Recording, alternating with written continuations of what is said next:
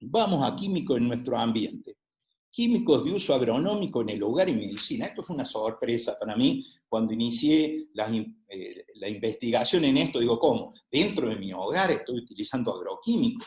Y bueno, hoy en cualquier farmacia que ustedes tienen en Rafaela, vayan a buscar cualquier piojicida, salvo un grupo que lo asfixia, que lo ahoga, es una nueva tendencia que salió, pero el 70 o el 80% están basados en piretroide, deltametrina, permetrina y todo. Bueno, hoy, fíjense, tenemos la permetrina al 5% para aplicarlo directamente en la cabeza de los chicos, cuando el uso agronómico, cuando lo calculan los ingenieros agrónomos para usar en el campo, se lo usa entre el 0,1 y el 0,8%.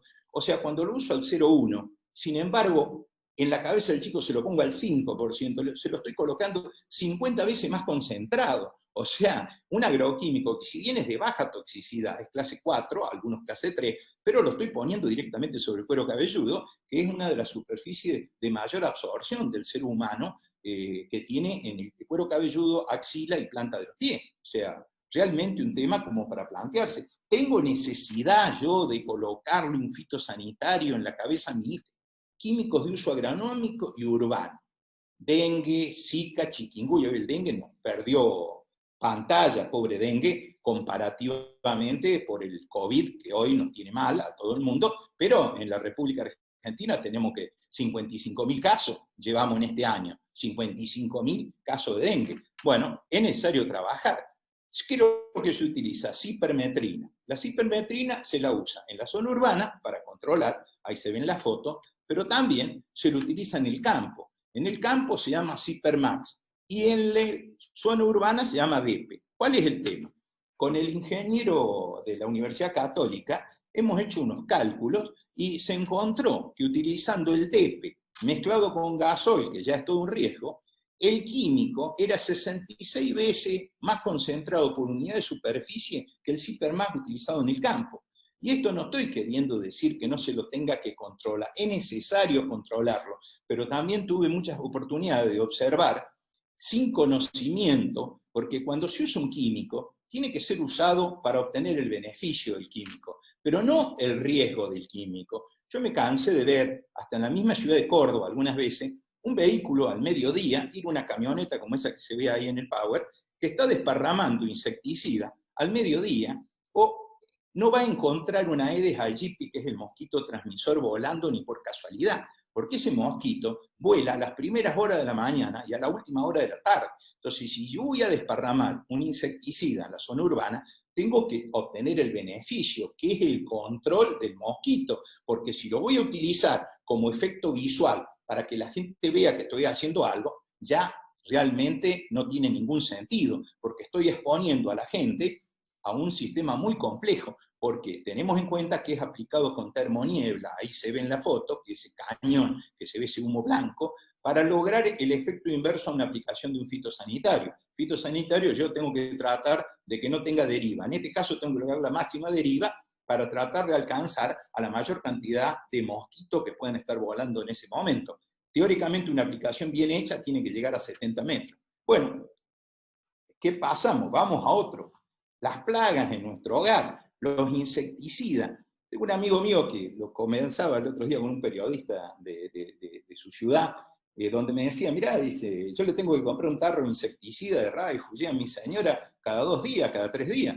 Bueno, quiero aclarar que todos esos insecticidas que aparecen acá son insecticidas, son fitosanitarios, es los mismos que se utilizan en el campo, pero yo lo estoy utilizando dentro de mi hogar y no hay nadie que me indique cómo utilizarlo. Yo no soy un fundamentalista, más al contrario, combato el fundamentalismo en esto, pero yo creo que es necesario usar los insecticidas, sí señor, es necesario, pero como es necesario, tengo que saber cómo se lo tiene que utilizar para obtener, lo que vuelvo a decir, el beneficio y no la parte negativa. ¿Cuál es el tema? Yo tengo que ir al medio de la habitación que esté toda cerrada, tiro 4 o 5 segundos para arriba, camino hasta la puerta, otros 4 o 5 segundos y cierro 1 hora y media. 1 hora y media, 2 horas. En la primera media hora el químico difunde en la habitación. Y en la otra hora el químico sedimenta. Cuando yo ingreso, el químico no está más en el aire, por lo cual el riesgo de que me ingrese por vía dérmica o la vía respiratoria ha disminuido muchísimo. Esa es la realidad. Y lo mismo pasa con las tabletas. Hoy todas estas tabletas, Fuji, Rai, digamos, no es mágico, por eso el mosquito se muere cuando lo tengo encerrado dentro de una pieza. No, no, hay un químico que está en el aire que logra matar a un insecto, por eso es una concentración, y tener en cuenta que yo estoy durmiendo, está durmiendo mi hijo, está durmiendo mi nieto ahí adentro. Entonces el grado de exposición, acuérdense, la ecuación, ¿no? O sea, que el riesgo depende de la exposición y por el tóxico, digamos. Yo puedo tener, estos productos son de muy baja toxicidad, pero si estoy 6 o 7 horas tengo que tener cuidado.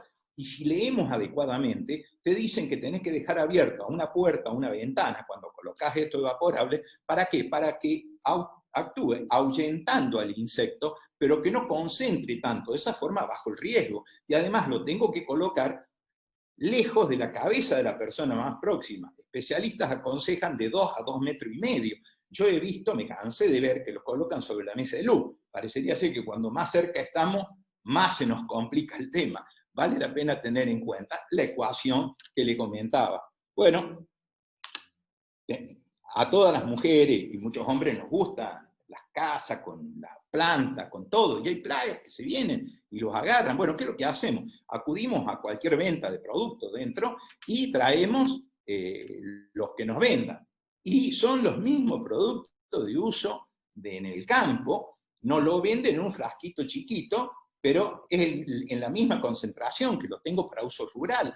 Ahí están los nombres: macropyr, metrina, piroxifeno, fipronil, glifosato, paraquat, 2,4-D, DDBP nos están vendiendo todavía un fitosanitario clase 2, o sea, clase 1B, o sea, 1B es extremadamente tóxico, es un fosforado, un neurotóxico muy serio, está prohibido en el campo agronómico de mucho tiempo, hace mucho tiempo lo usábamos en el hogar como insecticida, era el Celtos con Vapona, decía, ¿se acuerdan la propaganda? Celtos con Vapona, no, perdona, bueno, quiero aclarar que realmente hoy ya quedó prohibido, pero todavía lo tengo a la venta en formulaciones para uso de desinsectar hogares y colegios. O sea, esto es un tema para tenerlo en cuenta. Ya pueden ver ustedes que el grado de exposición que tengo yo a los químicos de uso agronómico no me llega solamente del riesgo de un uso rural. Yo tengo muchos de estos químicos que los estoy utilizando dentro de mi casa y donde nadie me está enseñando. Y en la zona rural se tiene que hacer bien, con una ley y un control, porque tener leyes escritas, los argentinos somos expertos en tener una pila así de leyes que nadie cumple, y no es así el tema. O sea, yo tengo que tener las leyes, tengo que tener la gente capacitada para que las cumpla, pero tengo que tener el organismo controlador de que eso se cumpla, porque de nada sirve tener escrito si después nadie lo cumple.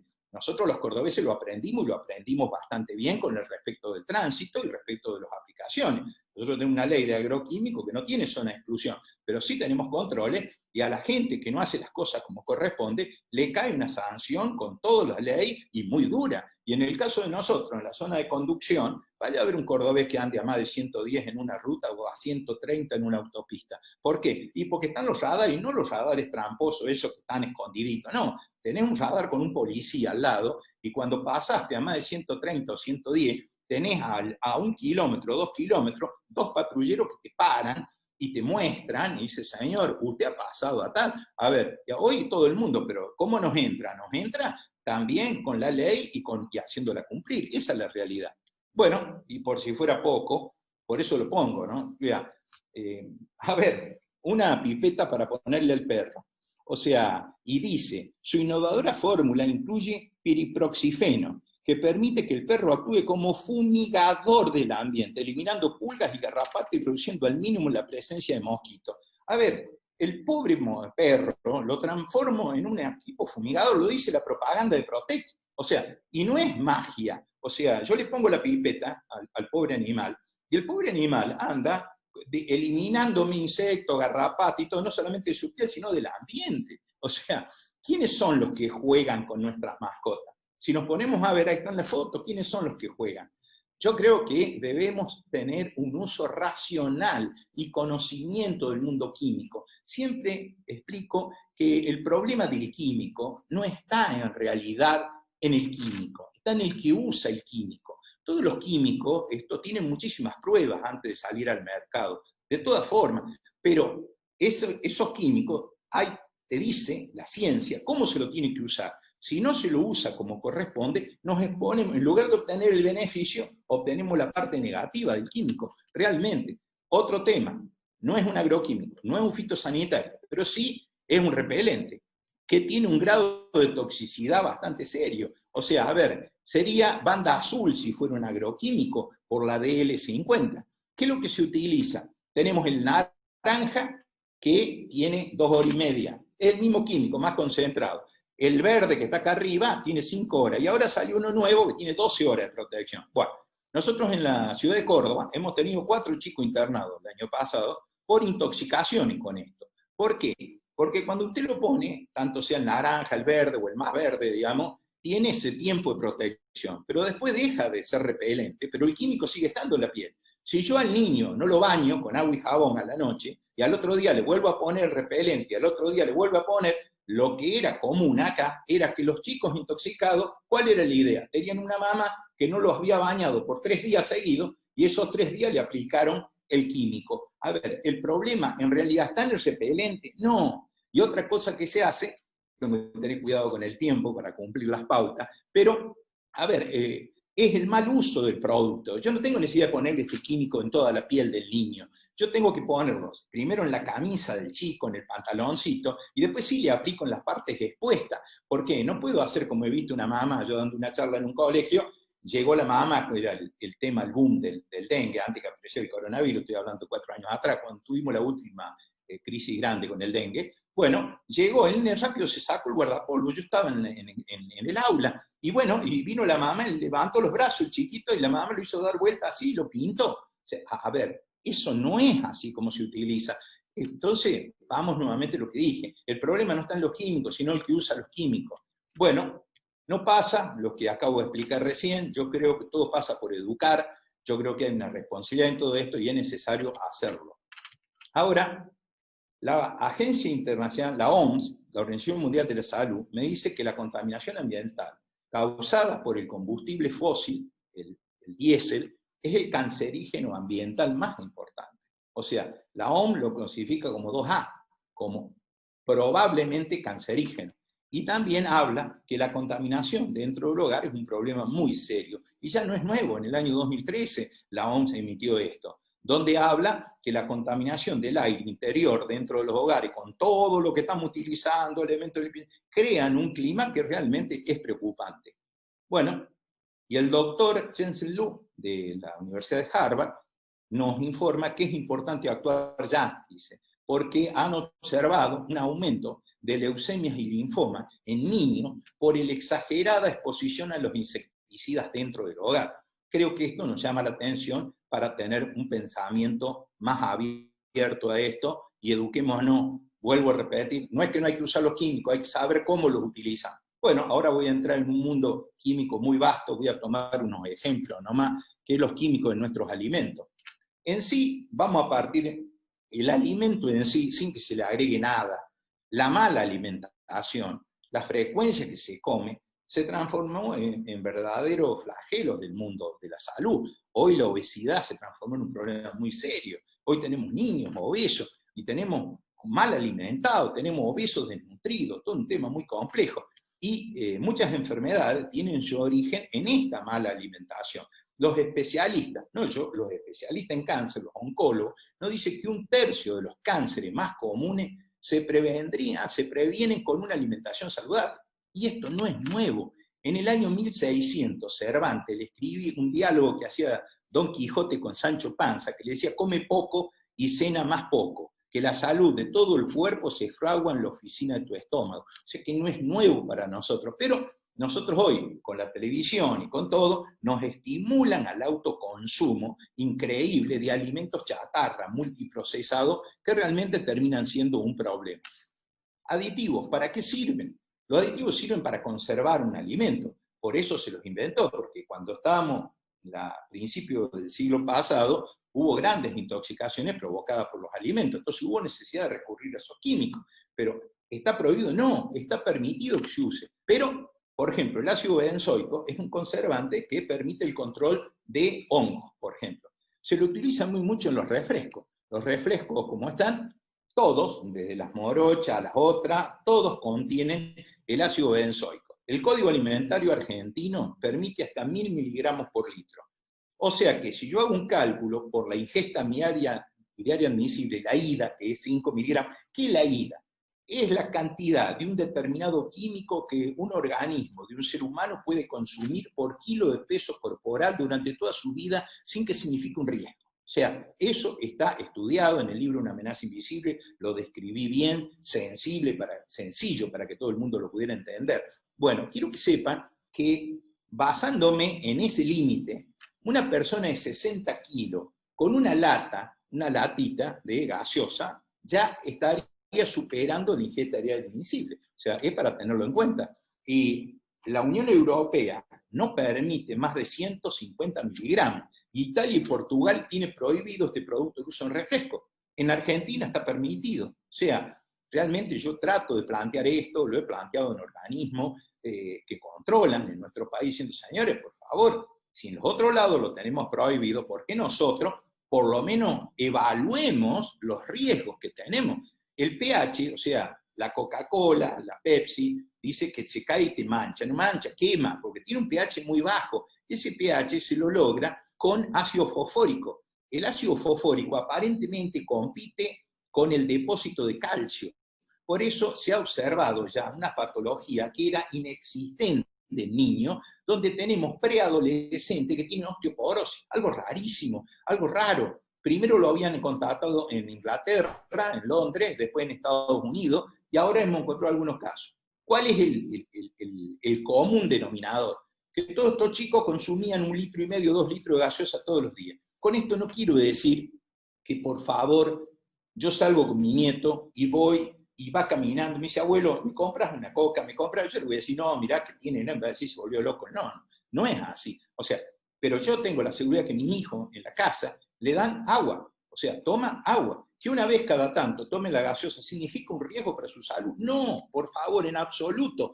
Pero el fundamentalismo nos ha llegado en el consumo también. Hoy hay una tendencia, es increíble, desde adulto hasta chico, que no toman agua, o sea, toman directamente todo este tipo de productos, que vuelvo a decir, no son un veneno, por favor, no, pero el consumo exagerado del producto y dependiendo de la edad, sí nos genera un problema para educar a la gente y, señor, tengamos en cuenta serie de cosas. Vamos a los nitritos. Otro ejemplo, chacinado, Colonia Carolla, los nitritos. Por ley se le tiene que agregar nitrito a todo chacinado, a todo carne curada. ¿Qué pasa? Porque controla el Clostridium botulínico, como dije antes, con el Botox, es un veneno muy serio. Bueno, el Código Alimentario Argentino me permite 150 miligramos por kilo. 150 es el límite que le puedo poner en nitrito. Si yo hago un cálculo, una persona de 60 kilos, con 30 gramos superaría la ingesta diaria admisible. A ver, que alguien me diga, si agarramos un salame de Colonia Carolla y lo comemos y comemos 2 rodajas, y digo, no, ya alcancé los 30 gramos, no como más. O sea, señores, creo que vale la pena tener en cuenta estas cosas, más no logre que lo coloquen todavía. Y los nitritos, ¿por qué es el riesgo? Porque se combina con las aminas y amidas, formando nitrosamina y nitrosamida, que tienen efecto cancerígeno. La IAR lo clasificó como 2A, o sea, como probablemente cancerígeno. O sea, ¿cuál es el tema que me molesta sumamente? Que si le agregáramos la misma cantidad que le ponemos, digamos, de nitrito a un chacinado, le agregamos la misma cantidad de ácido ascórbico o de ascorbato, digamos, que es vitamina C, digamos, se bloquea esa unión de los nitritos con las aminas formando nitrosamina. Tan complicado no es la historia realmente, pero bueno. Y tenemos otro tema que nos compete a los profesionales de la salud. Hay dos antibióticos, los nitrofurano y el cloranfenicol, los dos en uso, prohibido desde el año 1993 en el mundo, y en el año 1995, en Argentina, su uso veterinario, ni en animales, porque se demostró que los restos que quedan de los nitrofuranos y del cloranfenicol en el músculo del animal, cuando yo lo como, tengo el riesgo de tener riesgo de cáncer y otro tipo de enfermedades. Por favor, esto lo he planteado en una charla que he dado en un comité de infectólogos de la ciudad de Córdoba, y cuando planteé esta situación, decía, sabemos las contraindicaciones que hay, pero no sabíamos que estos dos antibióticos están prohibidos en el campo médico veterinario. ¿Por qué? Por estos motivos. A ver, el cloranfenicol hoy se lo estoy utilizando bastante poco, afortunadamente. Tengo casos de niños que han muerto por este tema. Pero los nitrofuranos es un antibiótico de elección. Prácticamente, mi mujer es microbióloga, cuando se hace una infección urinaria, se detecta, es uno de los antibióticos a probar. Los nitrofuranos, que es una familia de antibióticos, hoy es de uso bastante común, y en la exposición es durante 10 días a este químico. A ver, no lo puedo usar en un animal, pero sí se lo puedo recetar a una persona que lo tome durante 10 días. Señores, las dos cosas no podrían estar presentes. O la prohibición en el campo agronómico, veterinario, quiero decir, esa prohibición es una exageración, o lo que está pasando en el campo médico lo tenemos que revisar seriamente, porque no puedo tener las dos cosas presentes en el mismo momento. Son antibióticos que lo estamos utilizando, señor, y están prohibidos en un campo por todos los problemas. Se dan cuenta que el mundo químico va avanzando y es bastante más complejo. Vamos al cloro en el agua. Necesario sí o sí, porque con el cloro nosotros eliminamos miles de infecciones agudas provocadas por microorganismos que están en el agua. Pero ¿qué ocurre? La cambiamos por algunas intoxicaciones crónicas que tienen que ver con arteriosclerosis, hipertensión, enfermedades. Hay un límite. El mínimo del cloro es 0,2 miligramos por litro, que es el cloro libre. Pero y el máximo, en la República Argentina no está especificado. El Código Alimentario no dice cuál es el máximo. Los demás países dicen cuál es el máximo. Yo he encontrado, la Organización Mundial de la Salud dice con que tengamos 0,8 es suficiente para controlar en un país que tenga cólera. El cólera es una bacteria, el Clostridium coli se distribuye por agua. O sea que, si con 0,8 tengo más que suficiente para controlarlo, yo me he encontrado en un pueblo que tiene 1,5 y 2. O sea, realmente una exageración. Y fíjense, hay distintos tipos de patología. Si yo quiero tomar agua sin cloro, en un frasco de vidrio, y ya van a ver por qué de vidrio, en un frasco de vidrio yo coloco el agua de un día para el otro, y la luz y la temperatura ambiente hace que el cloro se inactive. O sea, no tengo necesidad de ir a comprar agua mineral para tomar agua sin cloro. Puedo yo en mi casa, dejándolo sobre la mesada, evitar el consumo, pero eso no significa que voy a tomar un vaso de agua con cloro y me voy a enfermar. Significa que aumenta el riesgo, señor. Tenemos que tenerlo presente. El flúor, un tema muy complejo, que hoy, cuando está por debajo del valor normal, dicen que hay un problema a nivel de formación de hueso, los dientes y todo. Cuando está en exceso también compite con el calcio, digamos, cuando está en exceso forma huesos muy densos, muy frágiles, y hoy está en revisión el tema de los enjuagues bucales. Aparentemente el flúor en exceso es un problema muy serio porque es un neurotóxico también, están en revisión de quitarlo hoy en todo esto. Entonces, a ver, ¿nuestros hijos se tienen que lavar los dientes? Sí, señor, como dicen los odontólogos, 4 veces por día, antes y después de las comidas, pero por favor, eduquemos que no tienen que tragarlo, porque si tragan, están tragando flúor en exceso que se suma al que consumimos con el agua. Señores, el arsénico, un tema muy complejo. El límite es 0,01, se tolera hasta 0,05 miligramos. La Agencia Internacional del Cáncer lo considera el arsénico como clase 1, es cancerígeno sí o sí, o sea, no hay vuelta. Y nosotros tenemos una vasta zona, tanto en la provincia de Córdoba, que acá pueden observar que colinda con Santa Fe, como también Santa Fe, la parte que colinda con la provincia de Córdoba, tenemos unas concentraciones muy altas de arsénico en el agua.